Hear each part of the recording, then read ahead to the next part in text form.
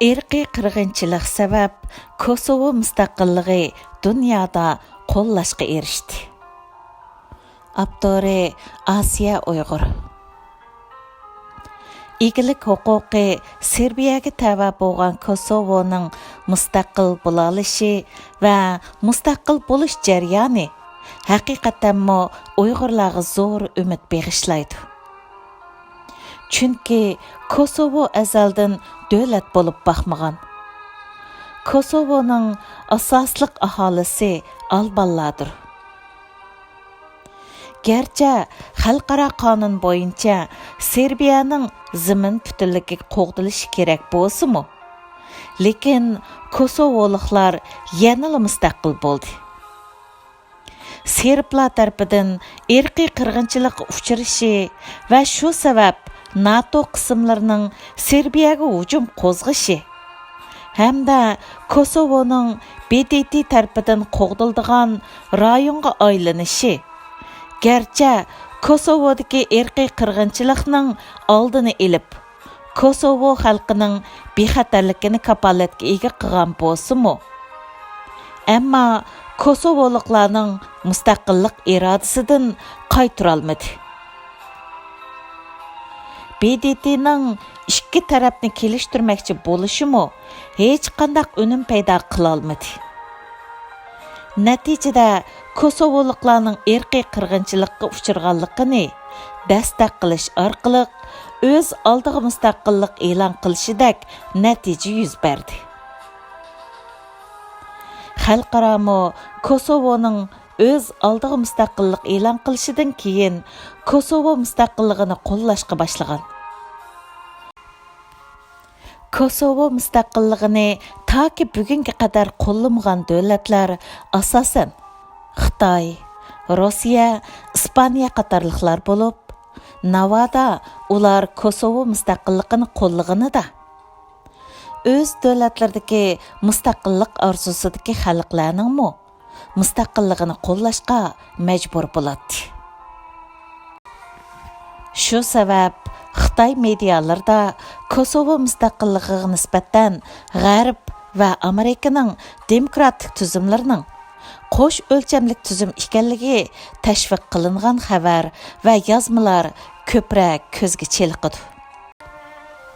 Bo'libmi o'xshash ahvoldagi Kataloniyaning mustaqillik uchun umumiy xalq belat tashlash elib berishi va mustaqillik e'lon qilishi bilan Amerika va xalqaraning Kosovo mustaqilligini qo'llagandek Kataloniya mustaqilligini qo'llamasligi.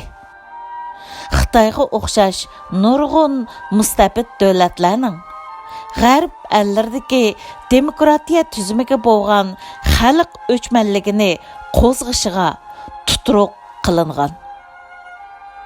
Bu davlatlar Kataloniya va Kosovo mustaqilligining o'xshamagan natijasi orqali G'arb o'chmanligini yuqori pallaga ko'tarishga tirishgan. Amaliyotda bo'lsa, Kataloniyaning demokratik Ispaniyada yuksak avtonomiya huquqidan to'liq bahramand bo'lishi va Kosovodek irqiy qirg'inchilikqa uchramaganligi sabab mustaqil bo'lish haqlarining dunyo tinchligiga ta'sir bo'lmasligini ko'zda tutib, xalqarodan birdak rad qilinganligi reallik edi. Mustaqillik masalalarida BDT xalqaro qonunlarida mustamlika ostidagi millatlar va davlatlarning mustaqil bo'lish haqqi borligi aniq deyilish bilan birga davlatlarning zimin butunligiga hurmat qilish haqidagi qaror nomidami? Agar mustaqillik talab qiluvchi taraf irqiy qirg'inchilikqa uchragan bo'lsa, davlatlarning zimin butunligiga hurmat qilish degan hukm qonuniy kuchidan qoladi deb kirgizilgan. Ya'ni bu yerda demoqchi bo'lingan maqsad mayli mustamlika ostida yashayotgan millatlar, ya'ni bu yerda tilga ilingani faqat biz tushunadigan millatlarni ko'z tutdi. Yani məsələn, Uyğurlar, Tibetlər, Monğollar degəndək.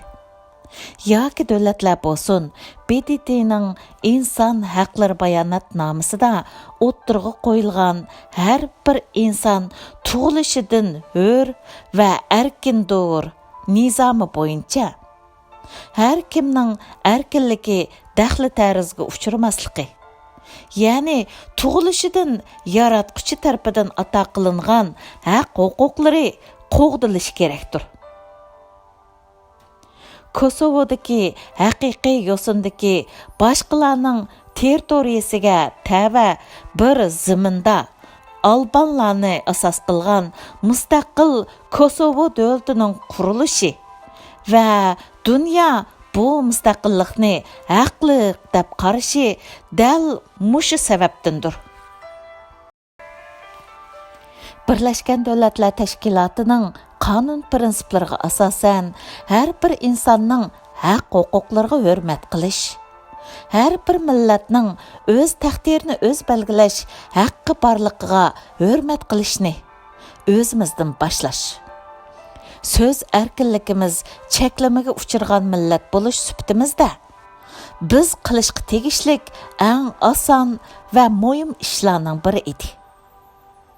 Biz bilan bir zaminda yashab o'tgan har bir xalqning bizga o'xshashla haq-huquqlar borligini e'tirof qilish bo'lsa, bizga o'xshash irqiy qirg'inchilikqa uchirgan, zulm ko'rgan xalqda bo'lishga tegishlik fazilat edi. Kosovo mustaqillik ko'rishida inson huquqi egilik huquqidan muhim degan shuar to'langan bo'lsa edi. Kosovo xalqining mustaqilligi Kosovo tushi bo'lib qilivergan bo'ladi. Ular insonning haq-huquqini bir davlatning egilik huquqidan muhim o'ringa qo'yib edi. Ular ulus bo'lib ittifoqdosh topmasimi? Dunyo tinchlik saqlash qismlari, ya'ni NATO ularga askariy kuch bilan yordam qildi. İnsanlıqni hammadan muhim o'ringa qo'ygan edi. Dunyo uning irqiy qirg'inchilikqa uchirganligi sabab mustaqillik e'lon qilganligini to'g'ri deb hisobladi. Birlashgan Davlatlar Tashkiloti butkul insoniyatning manfaatini kapolatga ega qilish uchun qurilgan bo'lib, uning maqsadi dunyoda qaytadan birinchi va ikkinchi dunyo urushlarining yuz bermaslikka, insonlarning zimin va boylik talishib butkul insoniyatni urush qaynimiga so'rab kirmasligiga kapolatlik qilishdan iborat. Texmi muhimi BDTning qurilishiga asos solg'ini Amerika va Amerikaning demokratiya ideologiyasi. Chunki ikki qitimliq dunyo urushidan chiqarilgan yakun insoniyatning tinch taraqqiyotini qo'lga keltirishning asosi erkinlik, barobarlik va boy bo'lish bo'lib, bu maqsadlarga yetishning eng tub kapolati dal demokratik tuzumdir.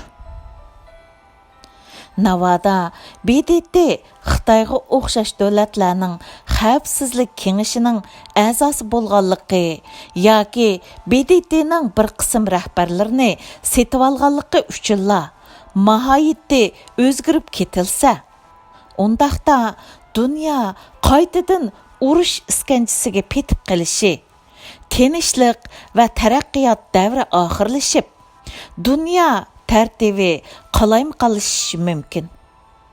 Albatta, bundaq bir oqibatning yuz berishini dunyodagi ko'plagan xalqlar va davlatlar hargizmo xohlamaydi. Shu sabab xalqaro qonunlar asosida o'z haq-huquqlarimizni qo'limizga elishga sal qarashga bo'lmaydigan bo'lib, Xitoyning irqiy qirg'inchiligini e'tirof qildirish mustaqillik kurashlarimizdagi eng cho'ng qadam hisoblandi. Shu sabab talash tortishlarni yig'ishtirib, qilishga tegishli ishlar uchun hammamiz kuch chiqaraylik. Tugidi. 2019 yil 28 iyun